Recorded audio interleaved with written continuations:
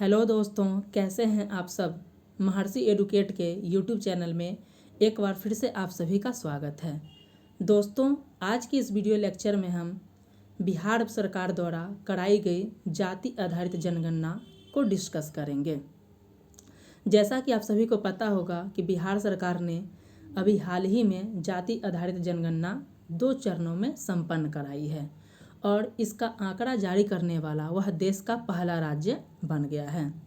तो इस दृष्टिकोण से जाति आधारित जनगणना 2023 बिहार में आने वाले सभी एग्जाम के दृष्टिकोण से इम्पॉर्टेंट हो जाते हैं और इस जाति आधारित जनगणना और इसके आंकड़े से बिहार में जितने भी एग्जाम्स होने वाले हैं उनमें आपको प्रश्न देखने को ज़रूर मिलेंगे। इसी के आधार पर बिहार सरकार ने नेक्स्ट स्टेप जो इसमें किया है कि उन्होंने अपने आरक्षण की सीमा को बढ़ाकर 75% कर दिया है। ये जाति आधारित जनगणना के आंकड़ों के बाद ही ऐसा किया गया है। तो इस वीडियो लेक्चर में हम 2 टॉपिक्स को डिस्कस करेंगे। पहला टॉपिक होगा हमारा जाति आधारित जनगणना और दूसरा बिहार में जो 75% आरक्षण दिया गया है उसको भी हम लोग डिस्कस करेंगे। तो यह वीडियो लेक्चर बहुत इंपॉर्टेंट है, तो आप इसे ज़रूर देखें। चलिए इस वीडियो लेक्चर को स्टार्ट करते हैं। सबसे पहले हम जानते हैं कि जाति आधारित जनगणना क्या होती है। जाति आधारित जनगणना का सामान्य अर्थ है कि जब जाति विशेष को ध्यान में रखते हुए कोई जनगणना कराई जाती है उसे हम लोग जातिगत जनगणना कहते हैं। अर्थात इसमें यह देखा जाता है इस जनगणना में कि किस जाति विशेष के लोग की संख्या कितनी है और उनके लिए अगर उनकी संख्या कम है तो वो कहाँ पिछड़े हुए हैं, सरकार के द्वारा इसके लिए विकासात्मक प्रयास कराए जाते हैं। तो आपने यहाँ देखा कि जाति विशेष को ध्यान में रखते हुए जो जनगणना कराई जाती है उसे हम लोग जाति आधारित जनगणना कहते हैं। बिहार में जाति आधारित जनगणना 2023 बोला जा रहा है कि बिहार में जो जाति आधारित जनगणना है 2023 इसे 2 चरणों में संपन्न कराया गया है। बिहार सरकार ने इसके लिए अपने बजट में 500 करोड़ राशि का प्रावधान किया था। बोला जा रहा है कि इस जाति आधारित जनगणना में कुल 215 जातियां शामिल हैं, जिनमें एससी कैटेगरी के कुल 22 जाति, एसटी से 32, पिछड़ा वर्ग के 30 और अत्यंत पिछड़ा वर्ग के 113 जातियों की इसमें गणना की गई है। तो आपसे प्रीलिम्स में प्रश्न पूछे जाते हैं कि ये जो जाति आधारित जनगणना कराई गई है इसमें कुल कितनी जातियां शामिल थीं, तो 215 हो जाएंगे। नेक्स्ट बोला जा रहा है कि बिहार सरकार द्वारा इस जनगणना को कराने के लिए एक ऐप भी लॉन्च किया गया है जिसे बिजगा ऐप नाम दिया गया है, जिसका फुल फॉर्म है बिहार जाति आधारित जनगणना। दोस्तों, बिहार सरकार ने यह जनगणना 2 चरणों में संपन्न कराई थी। पहला चरण है 7 जनवरी से स्टार्ट हुआ था और ये 21 जनवरी तक चला था। यहाँ पे बाई मिस्टेक्स 11 जनवरी लिखा गया जो कि गलत है। तो यहाँ पे आपको याद रखना है कि ये 21 जनवरी होगा, 21 जनवरी तक होगा, 7 जनवरी से 21 जनवरी के बीच में होगा। तो ये याद रखिएगा कि बिहार सरकार के द्वारा जो पहला जाति आधारित जनगणना हुआ था वो 7 जनवरी को स्टार्ट हुआ था, 21 जनवरी को ख़त्म हो गया था। नेक्स्ट जो बिहार सरकार का जो दूसरा चरण स्टार्ट हुआ था जाति आधारित जनगणना का, यह 15 अप्रैल से स्टार्ट होकर 15 मई तक चला था और इसके दूसरे चरण की शुरुआत पटना से बख्तियारपुर से किया गया था और इसमें जो पहली जनगणना जो कराई गई थी वो माननीय मुख्यमंत्री जी की थी। तो दूसरे चरण का जो पहले जनगणना कराई गई थी पटना से, उनमें माननीय मुख्यमंत्री जी की जनगणना हुई थी।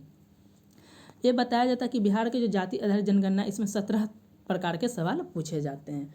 तो ये हमने बेसिक्स देखा कि बिहार में जाति आधारित जनगणना को 2 चरणों में संपन्न कराया गया है। इसमें बजट में लगभग 500 करोड़ राशि का इसमें प्रावधान था। नेक्स्ट, अब जनगणना के कुछ ऐतिहासिक बैकग्राउंड को देख लेते हैं कि क्या इससे पहले भी कभी जाति आधारित जनगणना हुई थी या नहीं। तो वर्ष 1931 में पहली बार जाति आधारित जनगणना कराई गई थी।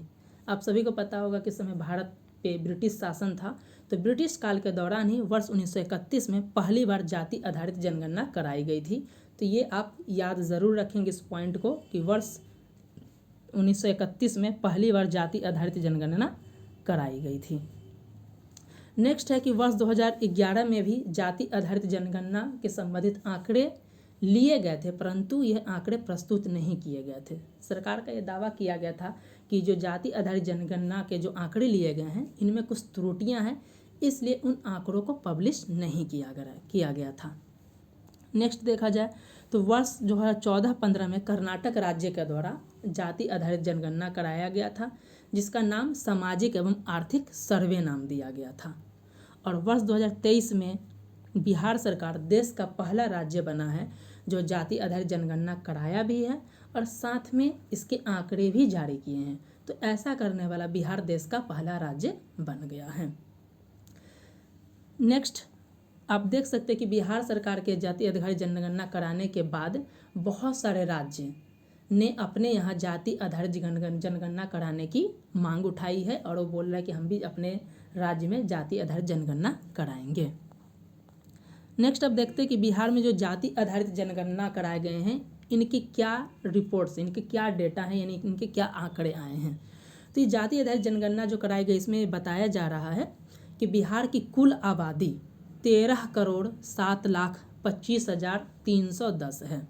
तो ये एग्जैक्ट डाटा आपको याद रखने होंगे, क्योंकि बिहार सरकार के जितने भी एग्ज़ाम जो बीपीएससी के द्वारा कंडक्ट कराए जाते हैं वहाँ पे बिहार के सेंसस 2011 की जो बिहार की जनगणना है उसके एग्जैक्ट डाटा को ही पूछा गया है। तो ये लेटेस्ट डाटा है जो अभी जाति आधारित जनगणना कराई गई है, तो इसलिए आपको ये एग्जैक्टली याद करना होगा कि बिहार में कुल आबादी कितनी है, 13,07,25,310। इस डाटा को अगर कंपेरिजन किया जाए सेंसस 2011 से, तो सेंसस 2011 के अनुसार बिहार में जो कुल आबादी थी वह थी 10,40,99,452। इससे अगर कंपेरिजन किया जाए तो यह 25.5% की वृद्धि देखने को मिली है लगभग 12 वर्षों में। तो ये प्रश्न भी पूछे जा सकते हैं कि ये 2011 के मुकाबले वर्ष 2023 के जाति आधारित जनगणना में बिहार की जनसंख्या में कितनी वृद्धि देखने को मिली है। तो ये आपको याद रखने होंगे 25.5% की वृद्धि देखने को मिली है। नेक्स्ट है हमारा कि अब हम देखेंगे कोटिवार आबादी। कोटिवार आबादी यानी कि किस वर्ग के, जाति वाइज अलग से देखेंगे कास्ट वाइज कितनी आबादी है, यहाँ पे हम लोग जातिवार देखते हैं वर्ग वाइज के किस वर्ग की आबादी कितनी है।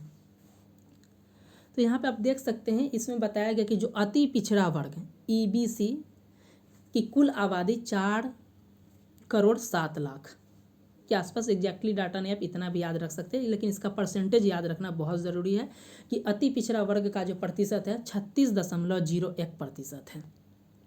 वहीं पिछड़ा वर्ग का जो आबादी का प्रतिशत है वह है 27.12%। तो इस आधार पे अगर पिछड़ा वर्ग जिसके अंतर्गत सेंट्रल लेवल पर आपको पता होगा कि ओबीसी अन्य पिछड़ा वर्ग आते हैं, जबकि बिहार सरकार ने उसे 2 भागों में वर्गीकृत किया है, एक पिछड़ा वर्ग और एक अत्यंत पिछड़ा वर्ग। तो पिछड़ा वर्ग की कैटेगरी में देखा जाए तो बीसी और ईबीसी दोनों को जोड़ कर देखा जाए तो कुल आबादी 63%। आपसे 2 तरह से प्रश्न पूछे जा सकते हैं कि जाति आधारित जनगणना 2023 के अनुसार बिहार में पिछड़ा वर्ग की आबादी कितनी है, तो ये दोनों ऐड हो जाएंगे, ईबीसी और बीसी 63% हो जाएंगे। यदि पूछा जाएगा ईबीसी अत्यंत पिछड़ा वर्ग की कितनी आबादी है तो 36.01% और पिछड़ा वर्ग का 27.1%।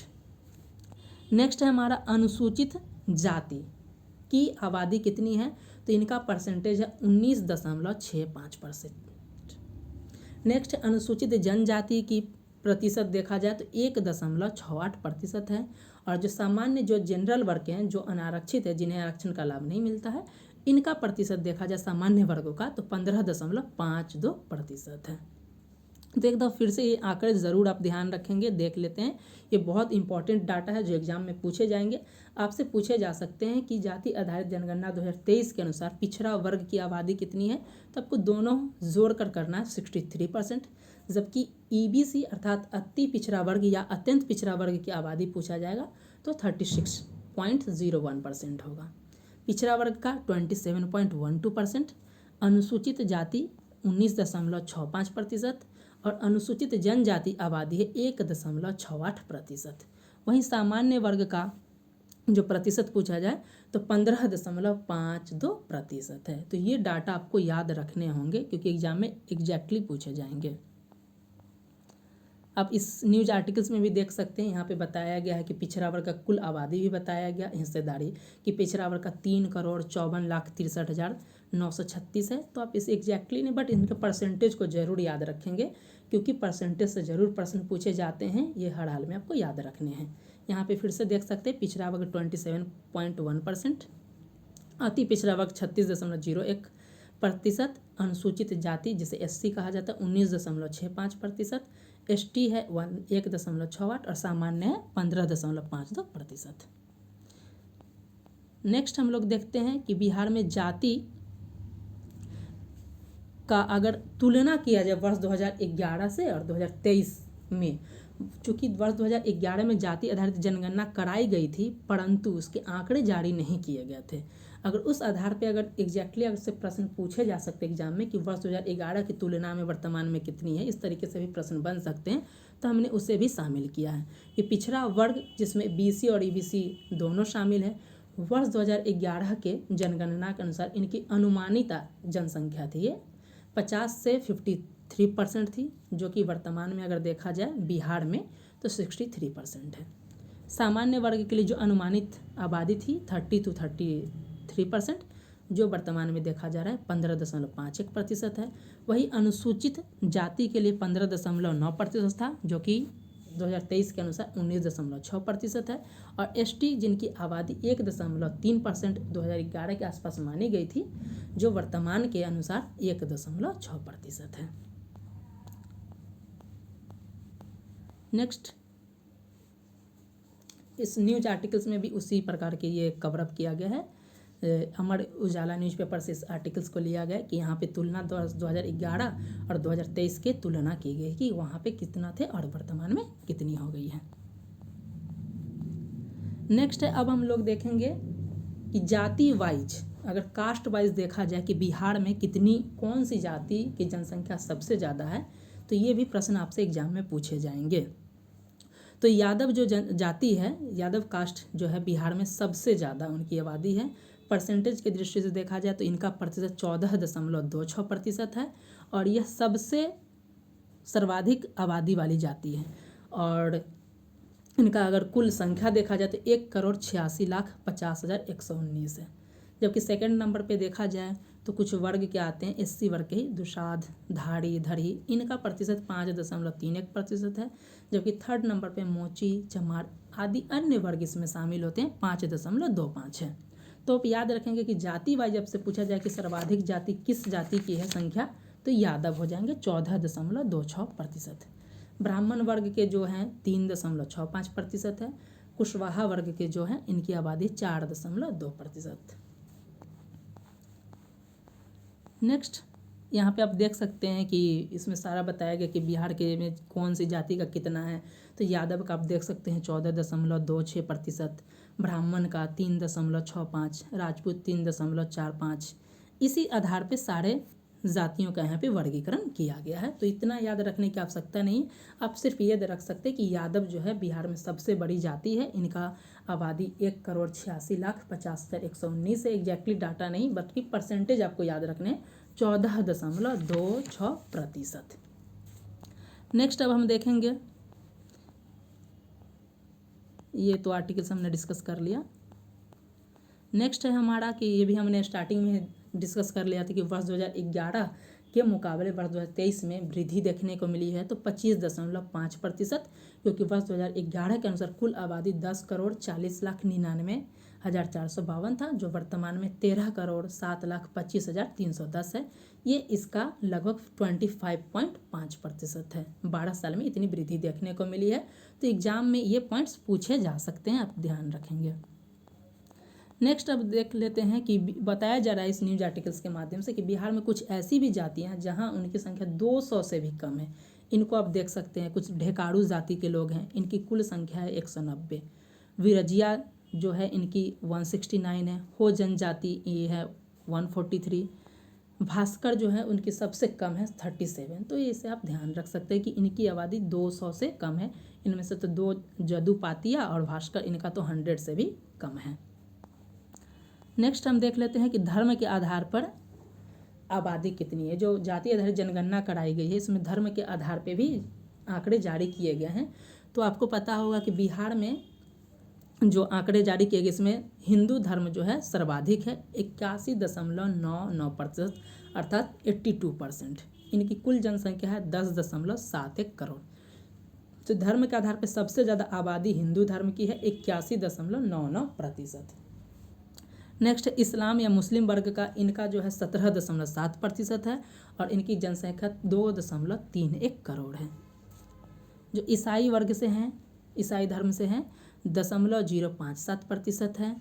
सिख धर्म के 0.011%, बौद्ध धर्म के हैं 0.085% और जैन धर्म इनकी आबादी सबसे कम है। लगभग इनकी अगर संख्या देखा जाए तो 12,523 है और इनका परसेंटेज में देखा जाए तो 0.0096%। तो आपको ये याद रखने होंगे, अगर पूछा जाए कि धर्म के आधार पर सबसे आबादी किसका ज़्यादा है तो हिंदू है 81.99% और सबसे कम है जैन धर्म का है 0.0096%। लगभग संख्या में देखा जाए तो 12,523। बिहार में कुछ ऐसे भी आबादी के लोग हैं जिनकी प्रतिशत है 0.016%, इनका कोई धर्म ही नहीं है, तो ये भी आप ध्यान में रखेंगे। तो दोस्तों अभी तक हमने यहाँ तक जो हमने डिस्कस किया है ये हमारा था जाति आधारित जो जनगणना बिहार सरकार द्वारा जो जारी किए गए हैं उसको हमने डिस्कस किया। अब हम आगे देखेंगे कि बिहार सरकार के द्वारा जो आरक्षण की सीमा में वृद्धि की गई है उसको हम लोग डिस्कस करेंगे। यहाँ पे आप देख सकते हैं कि यहीं पे बताई गई है कि धर्म के आधार पे हिंदू धर्म की आबादी 81.9%, मुसलमान जो हैं हमारे 17.7, ये हम लोग डिस्कस कर चुके हैं और सबसे कम है जैन 0.0096%।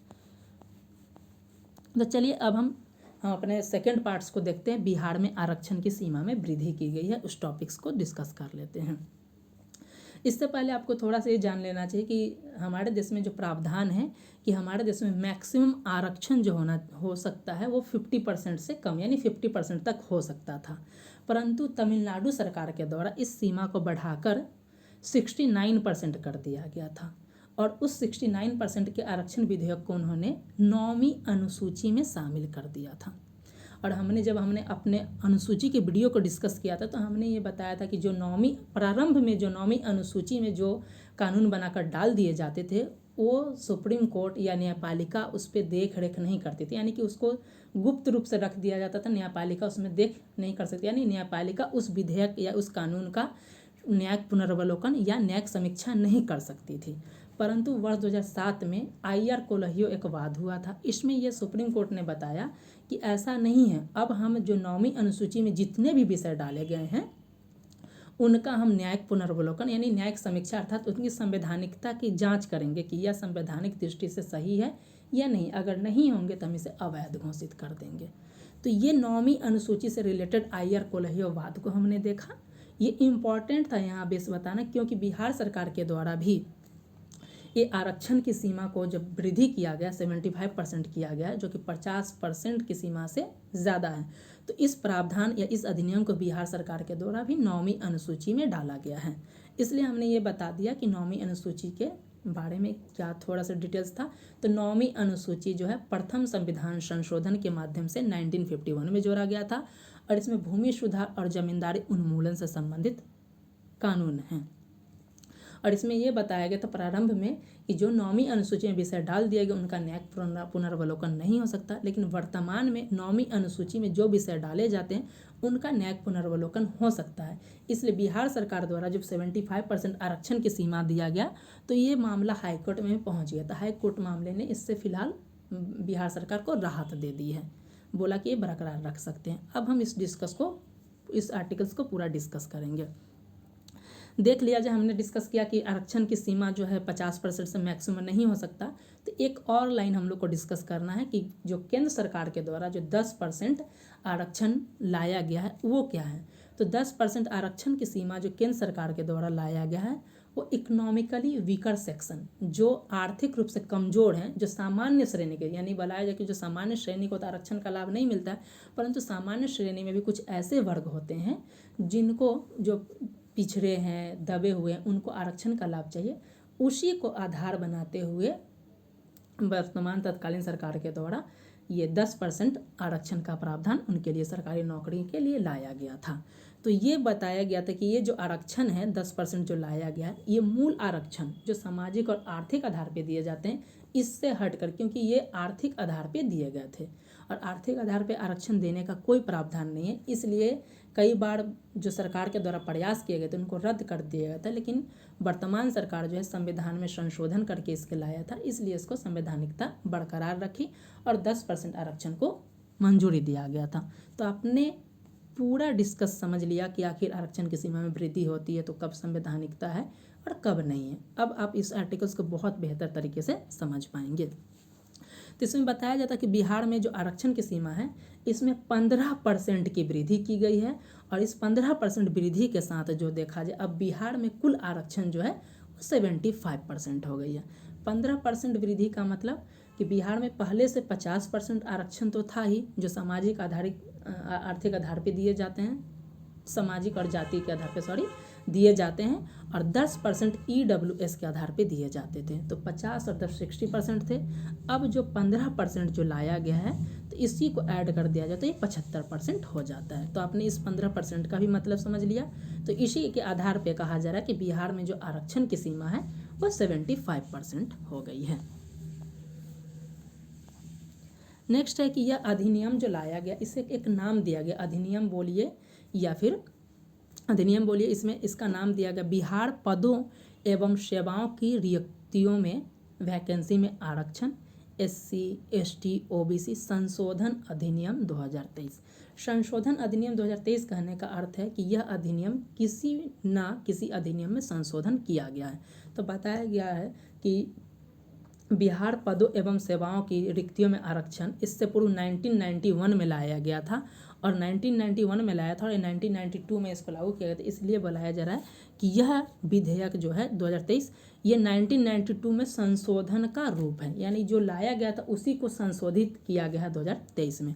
और इसके लिए 1991 एक्ट के जो धारा है 4(1), 4(2) और 4(3) में बदलाव किया गया है। तो आप इसको भी ध्यान से रखेंगे।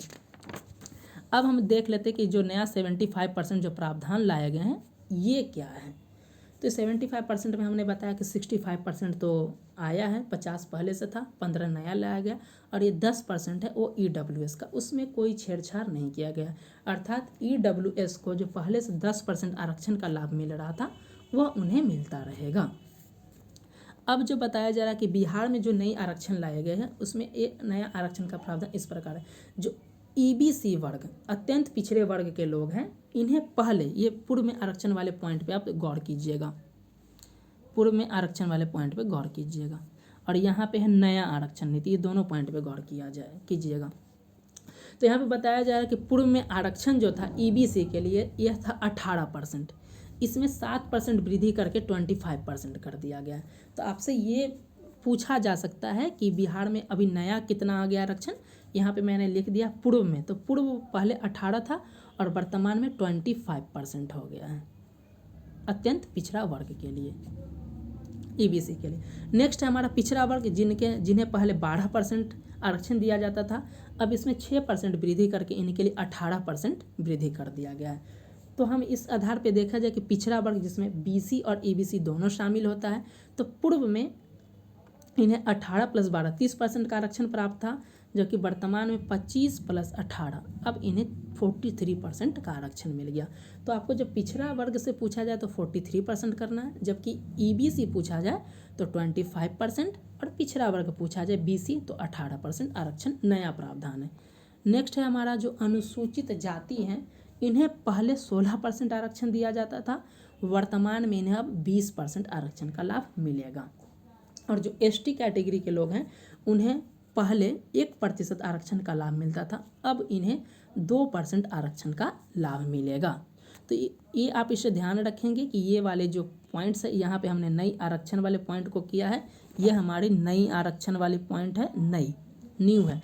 इसमें बताया जा रहा है कि EBC के लिए 25% आरक्षण का प्रावधान किया गया है, जबकि BC के लिए 18% और वहीं पे जो अनुसूचित जाति के लिए हैं उनके लिए 20% है और अनुसूचित जनजाति के लिए जो आरक्षण का दायरा बढ़ाकर 2% कर दिया गया है।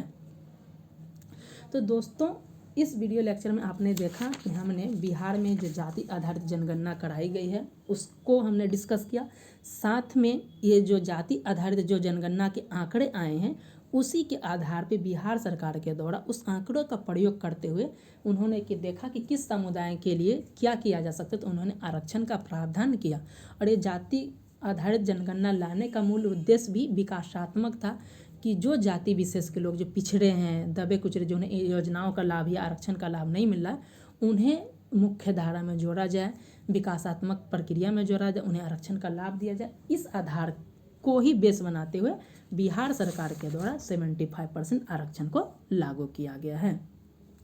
तो दोस्तों, इस वीडियो लेक्चर में हमने बिहार में जाति आधारित जनगणना 2023 और बिहार में 75% आरक्षण को डिस्कस किया। उम्मीद करता हूँ कि आपको यह वीडियो लेक्चर पसंद आया होगा।